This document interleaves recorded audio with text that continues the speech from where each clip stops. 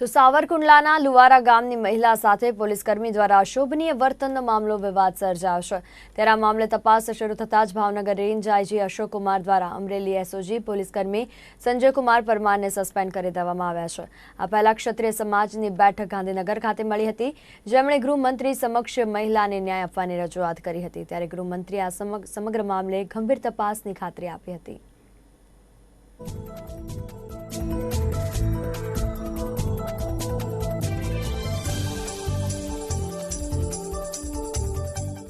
એક 26મી જાન્યુઆરીના રોજ સાવરકુંડલા રૂરલ પોલીસ સ્ટેશનના ગુજસીટોકના આરોપી અશોક જૈતાભાઈ બોરીચા રહેવાસી લુહારાવાળાને તેની ધરપકડ કરવા માટે એલસીબી તથા એસઓજી અમરેલીના અધિકારી અને માણસો ગયેલા।